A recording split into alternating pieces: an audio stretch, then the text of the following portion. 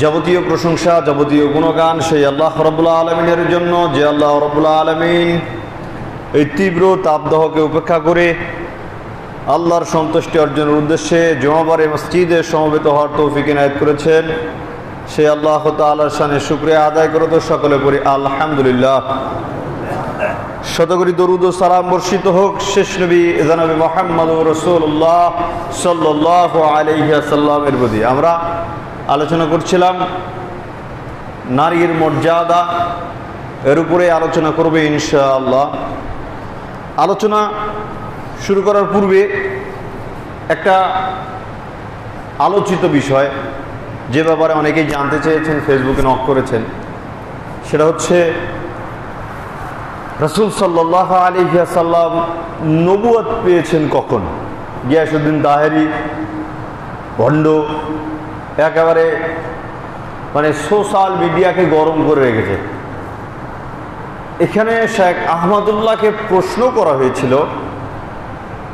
যে আল্লাহর নবী নবুয়াত পেয়েছেন 40 বছর বয়সে, বা আল্লাহর নবীর নবুয়াতকাল প্রকাশ পেয়েছে তার 40 বছর বয়সে, তবে 40 বছরের পূর্বে তিনি কোন ধর্ম পালন করেছেন, বা ইসলাম ধর্ম কি তিনি পালন করেছেন, এরকম একটা প্রশ্ন করেছেন। শুধুমাত্র তিনি প্রশ্নটা পড়েছে, আর এই ব্যাককল তাহেরি ভণ্ড কি করেছে, একেবারে দোষ চাপিয়ে দিয়ে তাকে 24 ঘন্টার আলটিমেটাম দিয়ে দিয়েছে, মামলা জামলা এটা সেটা করা হবে।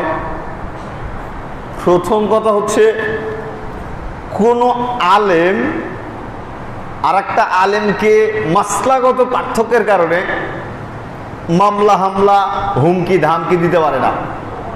এটা আলেমের বৈশিষ্ট্যই না, বুঝেন নাই? দুইজন আলেম একটা বিষয়ে তাহকিক করেছে, গবেষণা করেছে, দুইজনের রায় দুই দিক দিয়ে গিয়েছে, দুইজনের রায় একদিকে আসে নাই। তো এখন সেই আলেমগুলো কি করবে? একজন আরেকজনের বিরুদ্ধে কেস করবে নাকি, যে সে কেন এই আকীদা পোষণ করলো, আমি কেন এই আকীদা পোষণ করলাম, আমি যে আকীদা পোষণ করলাম সেই আকীদা কেন সে পোষণ করলো না। যদি তারা চিন্তা করে আমরা একজন আরেকজনকে মামলা দিব, তবে মনে করতে হবে ও আলেমের জাতি না, ও আলেমই না।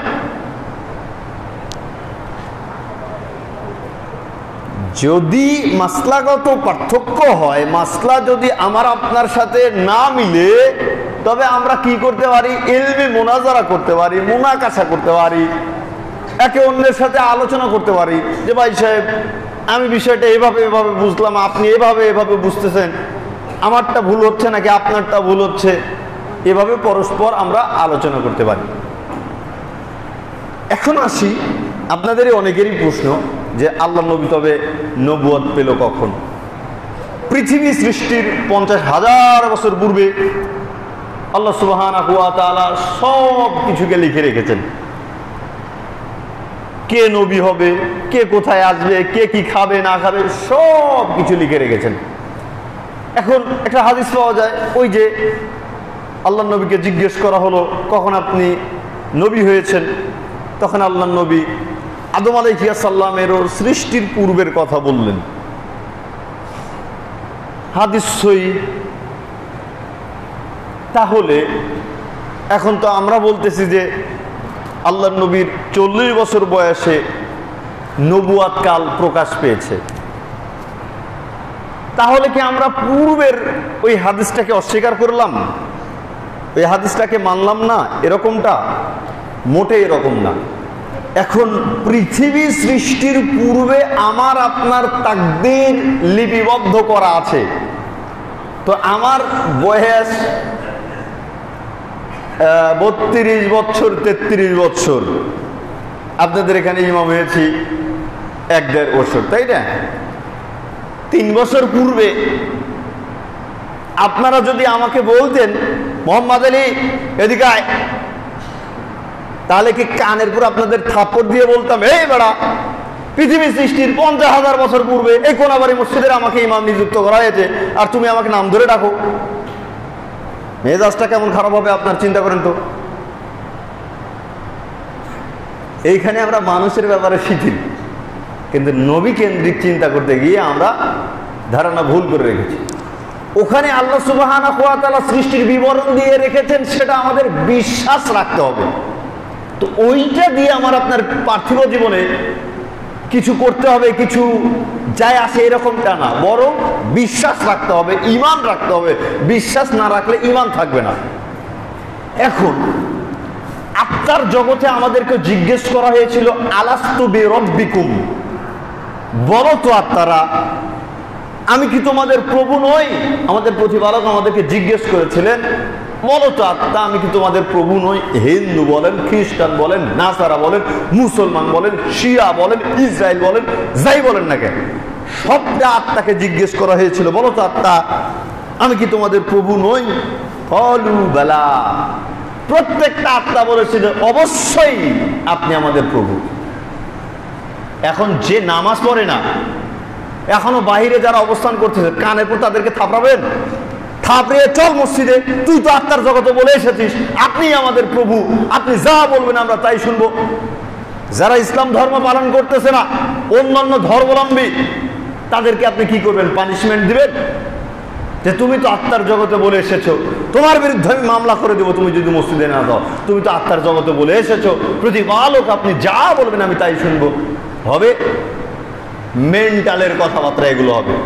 ওটা আত্মার জগতের ব্যাপার। আল্লাহ সুবহানাহু ওয়া তাআলা আমার আপনার স্বীকৃতি নিয়েছেন, পৃথিবীতে কর্ম করব, কর্ম করার পরে যদি আমি আল্লাহ তাআলাকে সন্তুষ্ট করতে না পারি, তবে পরকালীন জীবনে আমি আপনি ক্ষতিগ্রস্ত হব। আত্মার জগতের ব্যাপার, সেখানে বিশ্বাস রাখতে হবে। সেটা টেনে নিয়ে এসে পার্থিব জীবনে আমি আপনি কি করব, এইটার কোনো হিসেব নেই। এখন 40 বছর বয়সে এসে আল্লাহর নবীর উপরে কোরআন নাজিল হলো। কত বছর বয়সে?